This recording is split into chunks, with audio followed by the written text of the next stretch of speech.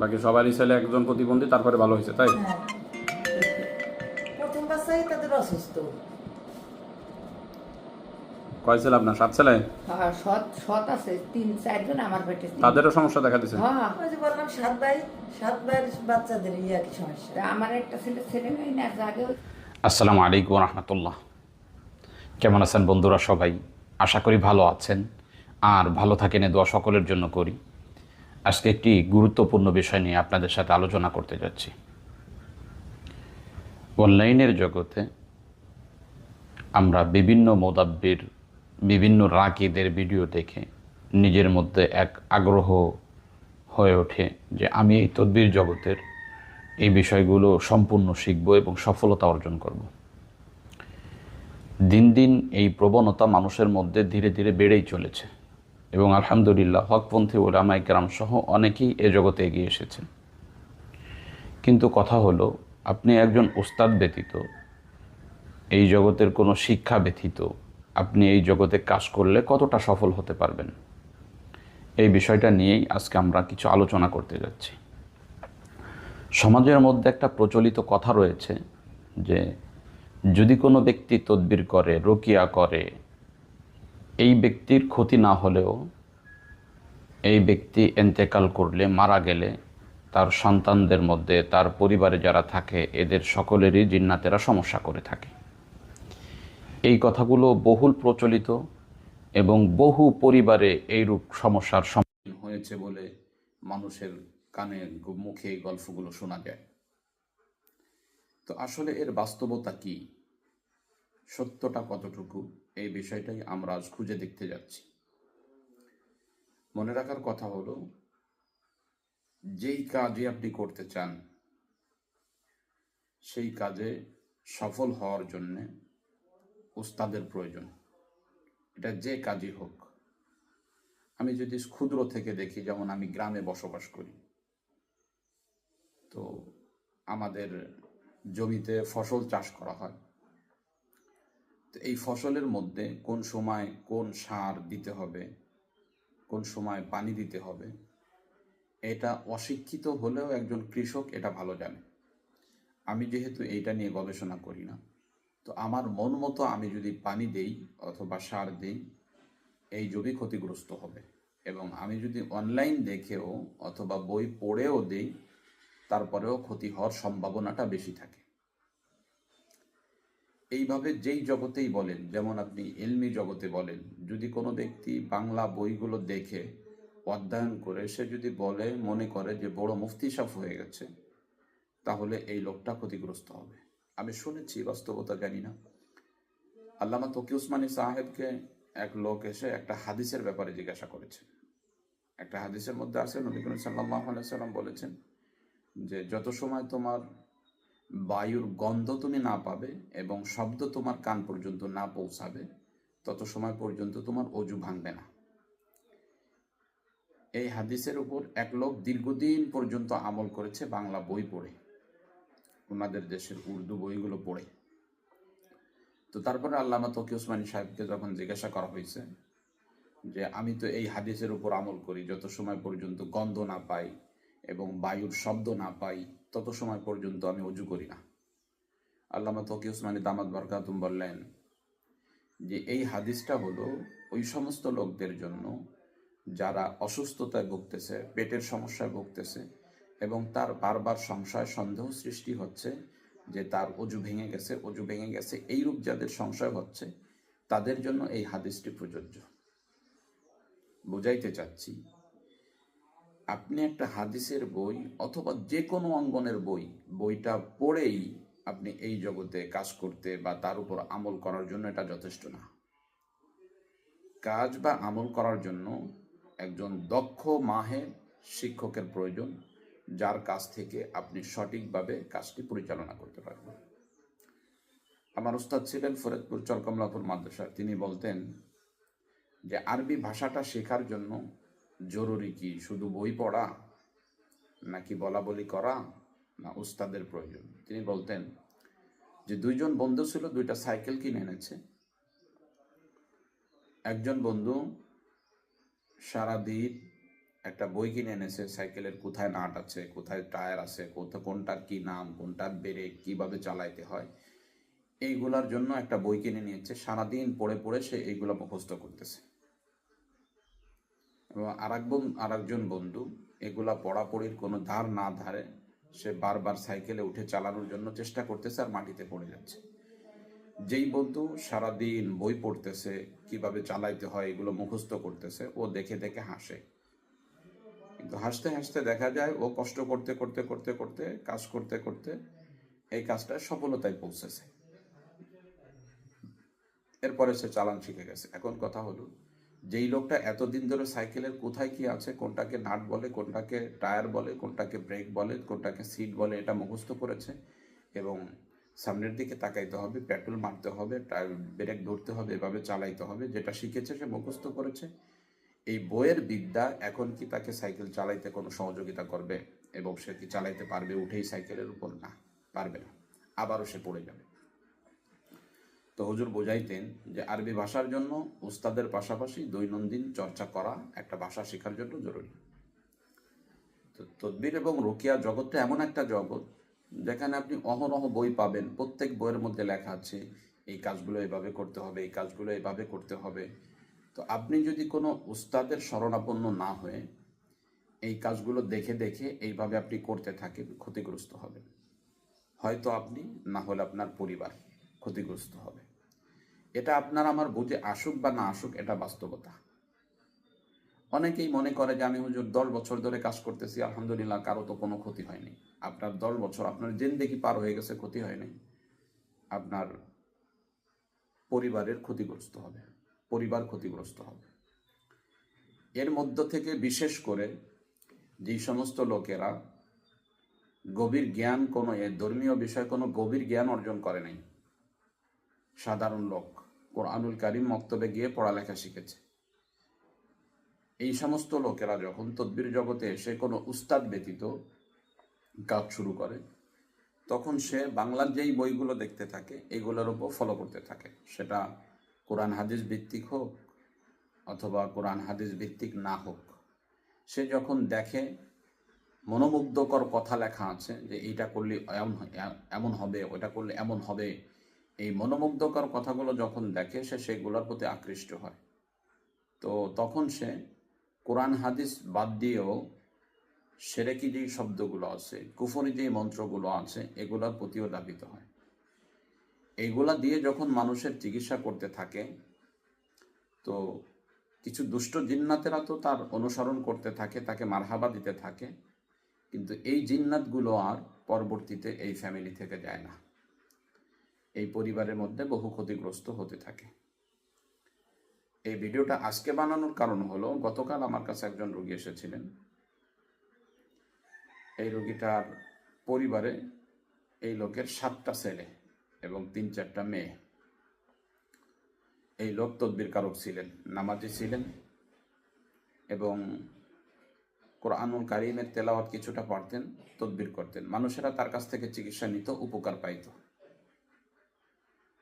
তো এই লোকটা তার ছেলেকে তিনি যা দিয়ে চিকিৎসা করতেন এটা শেখানোর জন্য চেষ্টা করেছিলেন, কিন্তু ছেলেরা হয়তো শেখে নাই অথবা তার মা শিখতে দেয়নি। এই লোক মারা যাওয়ার পরে তার পরিবারে শুরু হয়েছে জিন্নাতের আক্রমণ। এমনকি তার 7টা সন্তান, তিনি আমাকে বললেন গতকাল যে তার 6টা সন্তানে বিবাহ করেছে, 6টা সন্তানেরই প্রথম ছেলে প্রতিবন্ধী। এবং এখন এতদিন মেয়ের পরিবার ভালো ছিল, এখন জিন্নাতগুলো মেয়ের পরিবারের যেই ছেলে মেয়েরা আছে এদের উপর আক্রমণ শুরু করেছে। এক ভয়ানক অবস্থা, পরিবারকে বহু পরিমাণে বন্ধ দেওয়া হয়েছে, কিন্তু এই বন্ধ শুনতেছে না, এই জিন্নাতগুলো আক্রমণ করেই যাচ্ছে। এটার মূল কারণ কি? কারণ হলো উস্তাদ ব্যতীত বই দেখে তদবির করার জন্য উদ্বুদ্ধ হওয়া। বইয়ের মধ্যে যে কথাগুলো লেখা আছে সত্য, এগুলা দিয়েই কাজ করা যায়, এটাও সত্য, কিন্তু এই বইয়ের সাথে সাথে একটা দক্ষ উস্তাদের প্রয়োজন, যার সান্নিধ্যে থেকে তার দিক নির্দেশনায় আপনি সফলতায় পৌঁছাইতে পারেন। এর বহু পরিবারের তথ্য আমাদের কাছে আছে, যেই রাকি বা মুদাব্বির মারা যাওয়ার পরে তার পরিবারকে ক্ষতিগ্রস্ত করতেছে। আমার একজন উস্তাদ ছিলেন হাবিবুল্লাহ সাহেব, মাদ্রাসার নামটাও যদিও বলতেছি না। ওনার পিতা ছিলেন এরকম গাইরে আলেম, তদবির করতেন। তো ওনার জিন্দেগি শেষ হয়ে যাওয়ার পর, ইন্তেকালের পরে ওনাদের সন্তানের উপরে জিন্নাতগুলো আক্রমণ শুরু করেছে। বিভিন্ন সময় বিভিন্ন ছেলেকে শুধু আক্রমণই করে না, নিয়ে যায় 3-4 দিন, 5 দিন, 1 সপ্তাহ, 2 সপ্তাহ পরে আবার ফেলে রেখে যায় বাড়ির কাছে। এইরূপ সমস্যার সম্মুখীন হচ্ছে কেন? উস্তাদ ব্যতীত শুধু বইয়ের উপর নির্ভর করে তদবির প্রয়োগ করা। এখন কথা হলো, হুজুর আপনিও তো বহু পরিমাণে বই বিক্রি করেন এবং বহু লোকেরা বইগুলো ক্রয় করতেছে, এদের ক্ষেত্রে পরামর্শ কি? একটা হলো নিজের ফ্যামিলির জন্য আমল করা বইয়ের মধ্যে দেখে, এটা আলহামদুলিল্লাহ মারহাবা, ভালো কাজ। আর একটা হলো বই কিনে আপনি প্রফেশনাল চিকিৎসক হতে চাচ্ছেন, আপনার কোনো উস্তাদ নাই।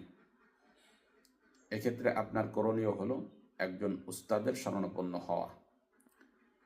আমরা এই দিকটাকে লক্ষ্য রেখে যেটা করি সেটা হলো, যারা বই নেয় তাদেরকে বলি যে কোনো বিষয় যেন আপনি আমাদের সাথে পরামর্শ করেন।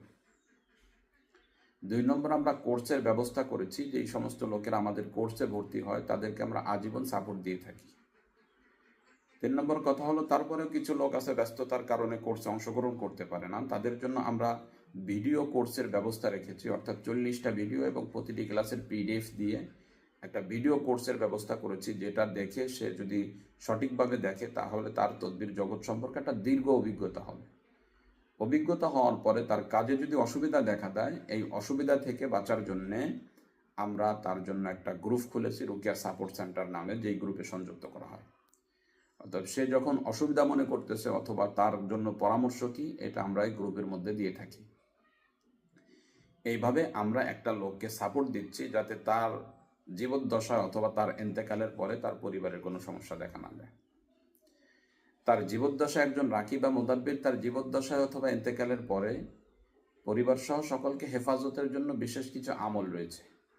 এগুলা যদি কোনো ব্যক্তি ফলো না করে, তদবিরের ওই যে মনোমুগ্ধকর কথা শুনে গাইরে শরিয়া, শরিয়াতে যেই তদবিরগুলো না জায়েজ বলে ঘোষণা করা হয়েছে, তামিমা বলে আখ্যা দেওয়া হয়েছে, এইগুলা নিয়ে যদি আপনি কাজ করেন, যারা ওই যে কিতাবুল ফেরাউন সহ আরও যে বিভিন্ন কিতাবের কথা বলা হয়, জাদুর বই, মন্ত্রের বই, অশ্লীল ছবি দিয়ে বই, এই সমস্ত বইয়ের প্রতি যারা আকৃষ্ট হয়ে গোপনে বইটা কিনে পলিথিনে ভরে আপনি বাড়িতে নিয়ে মানুষকে তদবির করতেছেন, আপনি নিশ্চিত থাকতে পারেন যে আপনার ইন্তেকালের পর আপনার পরিবার ক্ষতিগ্রস্ত হবে। হ্যাঁ, ক্ষতি থেকে বাঁচার জন্য করণীয় কি?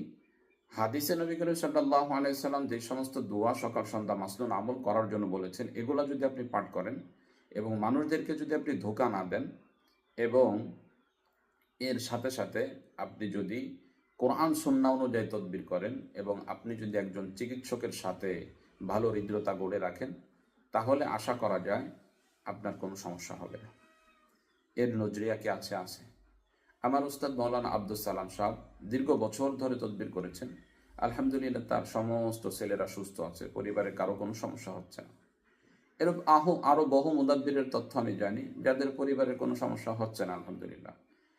ফরিদপুর শামসুল উলুম মাদ্রাসায় আব্দুল কাদের সাহেব ছিলেন, বড় তদবির কারক ছিলেন, তিনি তদবির করতেন কোরআন সুন্নাহ অনুযায়ী।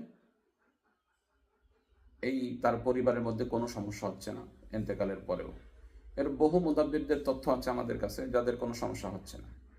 তাহলে বোঝা গেল যে আপনি তদবির জগতে, রুকিয়া জগতে কাজ করার জন্যে শুধু বইয়ের মনোমুগ্ধকর কথা দেখেই আকৃষ্ট হলে হবে না। 1 নম্বর, তদবিরটা কোরআন সুন্নাহ অনুযায়ী হতে হবে। 2 নম্বর, সকাল সন্ধ্যার মাসনুন আমল ঠিক থাকতে হবে। 3 নম্বর, উস্তাদ বাধ্যতামূলক জরুরি, এই কাজগুলো আপনার মধ্যে থাকতে হবে। এইগুলা যদি না থাকে, আপনি যদি তদবির জগতে ওই বিভিন্ন মন্ত্রের বই দেখে মনোমুগ্ধকর কথা শুনে এইগুলোর পর উদ্বুদ্ধ হয়ে আপনি জায়েজ না যায় সব তদবিরগুলো যদি করতে থাকেন, তাহলে আপনি জেনে রাখেন যে আপনার জীবদ্দশা অথবা আপনার ইন্তেকালের পরে আপনার পরিবার ক্ষতিগ্রস্ত হবে। এই নসিহাতগুলো সকলের জন্য বিশেষভাবে করা হলো। কথাগুলো গুরুত্ব সহকারে শুনলে আশা করা যায় আপনার জীবনের মধ্যে এক পরিবর্তন আসবে। কেমন ক্ষতিগ্রস্ত হয়েছে আমরা সংক্ষিপ্ত আকারে, তাদের মহিলা মানুষ যেহেতু চেহারা দেখাচ্ছি না, একটু ভিডিওটা আপনাদেরকে দেখাই চলেন। তো নানা কি ছিল, আলেম ছিল? আরে বাবা, কইলাম না আপনাকে নাকি লেখো শিখি তারা। পরে একটু কোরআন শরীফ পারতো, নামাজ কালাম পারতো না? হ্যাঁ। আছে নিজের কাজ করতে হতো। রোগী ডাক্তার আঁকাইয়ে ওরে বাবা এই যে রোগী আপনার আপনার মতো serial দেখে আপনি তো। কইন না যে কাকি আমার কি করলো আপনি যেমন সিরিয়ালে আসেন আমরা আবার এসে আপনার জ্বালাবেন আচ্ছা। এইরকম আপনার কাকা উচিত মানুষ ভালো হয়েছে কিন্তু যত বান মারা রোগী উনি থাকা অবস্থায় ছেলে মেয়েদের অসুস্থতা হয়নি? না বাবা উনি চলে যাওয়ার পরে অসুস্থতা শুরু হয়েছে।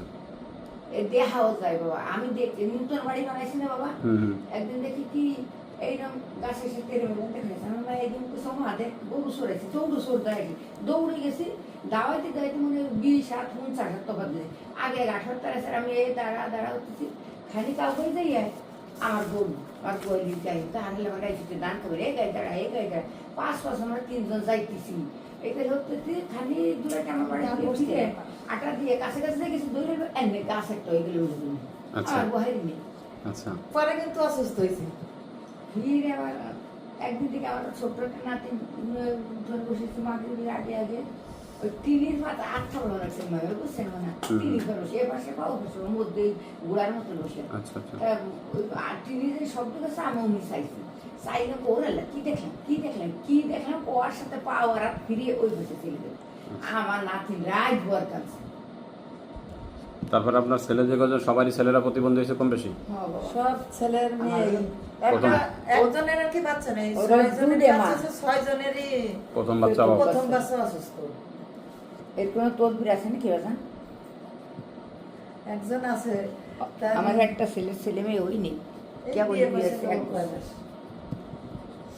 বাকি সবারই ছেলে একজন প্রতিবন্ধী, তারপরে ভালো হয়েছে তাই? হ্যাঁ। প্রথম বাচ্চাই তাদের অসুস্থ। কয় ছেলে আপনার? 7 ছেলে? হ্যাঁ সৎ আছে 3-4 জন আমার পেটে তাদেরও সমস্যা দেখা দিচ্ছে? হ্যাঁ ওই যে বললাম 7 ভাইয়ের বাচ্চাদের একই সমস্যা। তা আমার একটা ছেলে মেয়ে না আগে হয়েছে সবাই এক অবস্থা কানা কুড়া পাও বেহা হাত বেহা, মাথা বেহা। কি করবো বাবা করার তো কিছু নেই, আল্লাহ দেয় দেওয়ার মালিক আমার একজন তাই তেমনি ছিললে যে ওরা আল্লাহ বিটাই আপনার ওর নানা ওই সময় কাউকে শেখাইতে চাইছিল অনেকে না? আমার আমার ছেলে- বড় ভাইরে ছেলেদেরকে শিখে শেখাইতে গেছে। চাইছিল? চাইছিল আমার কাছে না আমরা শিখবো না ছেলেরা কেউ কাউরে আলেম বানায় নেই? না, আলেম তো আল্লাহ দান করিনি বাবু কখন আচ্ছা, চেষ্টা করছেন কিন্তু হয়নি। অনেক